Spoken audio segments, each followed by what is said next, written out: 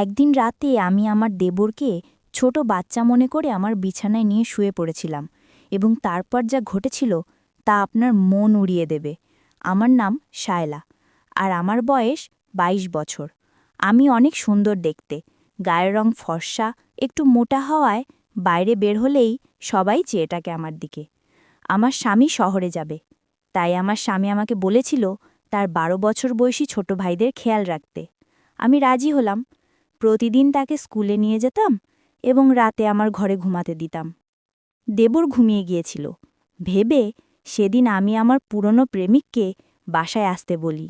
দেবর না ঘুমিয়ে আমাদেরকে দেখেছিল। দেবর বিষয়টি জেনে আমাকে ব্ল্যাকমেল করতে শুরু করে। সে বলেছিল যদি তার শর্ত পূরণ না করি তবে সে সব ফাঁস করে দেবে। আমার বিয়ের ৪র্থ মাস ছিল, জীবন ভালো চলছিল। আমার স্বামী একদিন অন্য শহরে যেতে হলে সে আমাকে তার ছোট ভাইয়ের যত্ন নিতে বলে। আমি তাকে যত্ন করতে শুরু করলাম, কারণ ছোটবেলা থেকেই আমি বাচ্চাদের ভালোবাসি। আমার স্বামী তার ছোট ভাইকে স্কুলে নিয়ে যেত, যা আমাদের বাড়ি থেকে বেশি দূরে ছিল না। আমি অবাক হয়েছিলাম যে আমার স্বামী বুঝতে পারেনি তার ভাই এখন বড় হয়েছে এবং নিজের যত্ন নিতে পারে। মাঝে মাঝে মনে হতো সে কিছু লুকিয়ে রেখেছে, তবে আমি বেশি তর্ক করিনি এবং স্বামীর কথা মতো তার যত্ন নিতাম। আমি আমার দেবরকে যত্ন নিতাম যেমন আমার স্বামী করত, যেন সে ছোট বাচ্চা। একদিন তাকে স্কুলে নামানোর সময় দেখলাম একজন স্মার্ট লোককে। দেখে আমি অবাক হয়ে গেলাম, কারণ সে আমার পুরনো প্রেমিক। কয়েক বছর আগে মারা গেছে সে, এখানে কিভাবে? সে বেঁচে আছে এবং আমার সামনে দাঁড়িয়ে। আমি কল্পনাও করিনি যে আমরা এভাবে আবার দেখা হবে আমাদের। আনা কথা, গল্পগুলো তোমার শোনো, কিন্তু সাবস্ক্রাইব করো না। দয়া করে গল্পগুলো ভালো লাগলে চ্যানেলটি সাবস্ক্রাইব করো। একদিন আমি স্কুল থেকে আমার দেবরকে আনতে গেলাম। সেদিন আমি এমন একজনকে দেখলাম যাকে দেখে আমার পায়ের নিচের মাটি সরে গেল। সেই মানুষটি ছিল আমার পুরনো প্রেমিক, যাকে আমি ভেবেছিলাম অনেক আগেই মারা গেছে। সে কিভাবে জীবিত এবং আমার সামনে? এটা কিছুতেই হতে পারে না, আমি ভেবেছিলাম। আমি বাড়ি ফিরে এলাম, আর পুরো শরীর ঘামে ভিজা। দেবর আমার কাছে এসে জিজ্ঞেস করল, কি হয়েছে? তার মুখে একটা হালকা হাসি ছিল। আমি তাড়াতাড়ি মুখ নামিয়ে ফেললাম, যাতে সে কিছু বুঝতে না পারে। আমার দেবর এসে আমাকে পানি দিল। আমি তার হাত থেকে গ্লাস নিতে গিয়ে হাত ফসকে ফেলে দিলাম। তার চোখে এমন কিছু ছিল যা আমাকে কাঁপিয়ে দিয়েছিল। সে ১২ বছরের বাচ্চা, কিন্তু বড়দের মতো তৃষ্ণার্ত চোখে তাকিয়েছিল আমার দিকে। আমি তাকে রুম থেকে বের করে দিলাম এবং বিছানায় বসে কাঁপতে লাগলাম। আমার দেবর সামনে এতটা ভীত হয়ে পড়েছিলাম, কিন্তু কেন এমন ভয় পাচ্ছিলাম বুঝতে পারছিলাম না। মনে মনে নিজেকে সান্ত্বনা দিলাম এবং ভাবলাম এখন শুধু আমরা দুজনই বাড়িতে আছি। আমি কি করব? আমার বাবার একটি কথা মনে পড়ে গেল, যে বাড়িতে শুধু ২টি ছেলে থাকে সেখানে মেয়ের বিয়ে দিও না। কিন্তু মা রাজি হয়ে আমাকে এখানে বিয়ে দিয়ে দিলেন। যদি তখন কেউ বাবার কথা শুনতো, আজ আমি এই পরিস্থিতিতে থাকতাম না। আমার স্বামী আমাকে বিয়ে করে খুব যত্ন নিয়েছে, কিন্তু সময়ের সাথে সাথে বাড়ির পরিস্থিতি কঠিন হয়ে উঠল। তাকে আরও কঠোর পরিশ্রম করতে হলো এবং প্রথম চাকরি ছেড়ে নতুন চাকরি নিতে হলো। নতুন চাকরিতে যোগ দেওয়ার কয়েকদিন পর তাকে শহরের বাইরে যেতে হলো। আগে শহরের বাইরে গেলে দ্রুত ফিরে আসতো, কিন্তু এবার কয়েকদিন থাকতে হবে। আমি তাকে যেতে না করেছিলাম, কিন্তু সে বলল এটা জরুরি। আমার মা এখন আর বেঁচে নেই, আর ফুপু এবং বোনেরা সবাই তাদের নিজের ঘরে। কাকে ডাকবো? চুপ করে স্বামীর জন্য অপেক্ষা করতে লাগলাম। সে যদি কিছুদিন বাইরে থাকে, আমার জীবন আরও কঠিন হয়ে যাবে। একদিন আমি আমার দেবরকে স্কুলে নামাতে গিয়ে দেখলাম সে আমার দিকে তাকিয়ে আছে। আমি তার স্কুলের স্যারদের সাথে দেখা করতে গিয়েছিলাম। সে আমার সামনে বসেছিল। তার মুখে সেই চেনা হাসি ছিল, যদিও এখন একটু দুঃখ ছিল। আমি তাড়াতাড়ি মুখ নামিয়ে নিলাম, কিন্তু মনে হলো অনেক দেরি হয়ে গেছে। স্যারকে ডেকে বলল, স্যার, এই আমার ভাবি। তারপর সে আমার সাথে কথা বলতে লাগলো। আমি খুব কনফিউজড হয়ে গেলাম, কেন জানি না আমার অতীত মনে পড়তে লাগলো। আমি কিছু কথা বললাম এবং তারপর দেবরকে বললাম, চলো, বাসার অনেক কাজ আছে। কিন্তু আমার পুরনো প্রেমিকা আমাদের জন্য খাবারের অর্ডার দিয়েছে। দেবর বলল, তুমি রোজ আমার সাথে এসো, স্যার আজ অনেক মজা করেছে।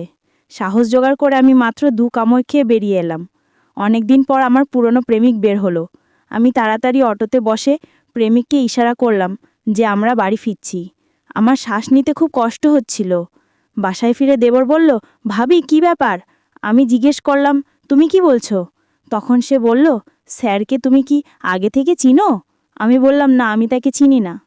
সে জানে আমি কিছু করতে পারবো না, তাই আমাকে বলল, তুমি আরাম করো, তোমার ভাইয়ের জন্য চিন্তা করো না। আমি উদ্বিগ্ন হয়ে বললাম, জানি না সে কবে আসবে। তখন সে গ্লাসটা নেড়ে বলল, ভাই এখানে না থাকলে কি হবে? আমি সব জানি। আমি এতটাই ভয় পেয়ে গেলাম যে তাকে হাত জোর করে বললাম, এসব কাউকে কিছু বলো না।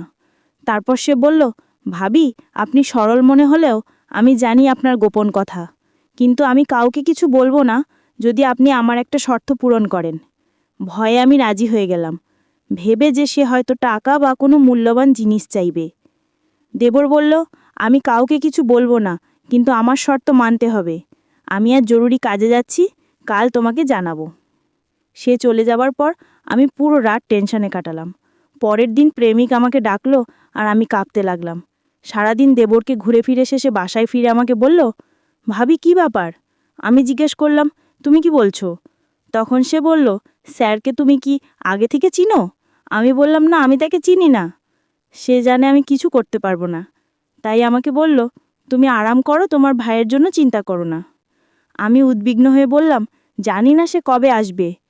তখন সে গ্লাসটা নেড়ে বলল, ভাই এখানে না থাকলে কি হবে? আমি সব জানি। আমি এতটাই ভয় পেয়ে গেলাম যে তাকে হাত জোর করে বললাম, এসব কিছু কাউকে বলো না। তারপর সে বলল, ভাবি আপনি সরল মনে হলেও আমি জানি আপনার গোপন কথা, কিন্তু আমি কাউকে কিছু বলবো না যদি আপনি আমার একটা শর্ত পূরণ করেন। ভয়ে আমি রাজি হয়ে গেলাম, ভেবে যে সে হয়তো টাকা বা কোনো মূল্যবান জিনিস চাইবে। দেবর বলল, আমি কাউকে কিছু বলবো না, কিন্তু আমার শর্ত মানতে হবে। আমি আজ জরুরি কাজে যাচ্ছি, কাল তোমাকে জানাবো। সে চলে যাওয়ার পর আমি পুরো রাত টেনশনে কাটালাম। পরের দিন প্রেমিক আমাকে ডাকলো আর আমি কাঁপতে লাগলাম। সারাদিন দেবরকে ঘুরে ফিরে শেষে বাসায় ফিরে আমাকে বলল, ভাবি আজ আমি বন্ধুদের সাথে বাইরে ডিনার করেছি, তাই তুমি ঘুমাও। ভাই কাল বা পরশু আসবে এমন ভঙ্গিতে বলে দেবর যে আমি তার বয়স, তার স্বভাব নিয়ে ভাবতে লাগলাম। আমি আমার রুমে গিয়ে সারা রাত টেনশনে কাটালাম। ঠিকমতো খেতেও পারলাম না। মনে হচ্ছিল পাশের ঘরে কেউ কথা বলছে। দেয়ালের ছিদ্র দিয়ে শুনতে চেষ্টা করলাম, আর পায়ের নিচ থেকে মাটি সরে গেল। পাশের ঘরে আমার দেবর একটা মেয়েকে জড়িয়ে ধরেছিল। মেয়েটি তার খুব কাছে বসেছিল এবং ফিসফিস করে কিছু বলছিল। প্রথমে ভেবেছিলাম গিয়ে তাকে থাপ্পড় মারব, কিন্তু পরক্ষণেই ভাবলাম দেবর খুব চালাক, সে মেয়েটিকে লুকিয়ে ফেলতে পারে এবং কিছু মানবে না। তাই সিদ্ধান্ত নিলাম কয়েকদিন অপেক্ষা করব। যদি আবার এমন দেখি, কখনো ক্ষমা করব না। রাতটা খুব কষ্টে কাটল। পরদিন গুড ফ্রাইডে ছিল, তাই স্কুল বন্ধ। আমি একটু বেশি ঘুমালাম। সকালে উঠেই দেবরকে জাগালাম। সে বলল, ভাবি অন্তত ছুটির দিনে আরামে ঘুমোতে দাও। আমি বললাম, গরম নাস্তা করছি, খাও। সে কিছু না বলে রান্নাঘরে এসে বসল। আমি জিজ্ঞেস করলাম, কি ব্যাপার, সারাত ঘুমাওনি? সে বলল, ভাবি রাতে জেগে থাকা তোমার কাজ, আমি নিষ্পাপ। তার কথায় বিব্রত হয়ে গেলাম। নাস্তা শেষে এসে বলল, ভাবি তুমি খুব ভালো, আমার শর্ত শুনো, তুমি রাজি হলে আমি কাউকে কিছু বলবো না। এরপর দেবর যা বলল তা শুনতে আমার সাহস ছিল না। কেবল আল্লাহই জানেন কিভাবে শুনলাম আর কতটা সত্যি। আমি বললাম, দেবর তোমার লজ্জা করে না? আমার চোখে অশ্রু গড়িয়ে পড়েছিল। ও শুধু আমার দেবর নয়, মায়ের মতো একজনকে এমন কিছু বলছে যা আমি ভাবতেও পারিনি। আমি ভাবতে লাগলাম, কেন সে এমন কথা বলছে। সে বলল, আমি যা বলছি সেটার জন্য তুমি নিজেই দায়ী। যদি আমার কথা না শোনো তাহলে তুমি বিপদে পড়বে। আমি আটকে গেলাম, চিন্তায় ডুবে গেলাম। কি করব বুঝতে পারছিলাম না। চোখের পানি গাল বেয়ে নামছিল। আমি বললাম, আল্লাহ আমাকে সাহায্য করুন। রান্নাঘরে স্কুলে বসে ভাবছিলাম কিভাবে আমি এই শর্ত মেনে নেব।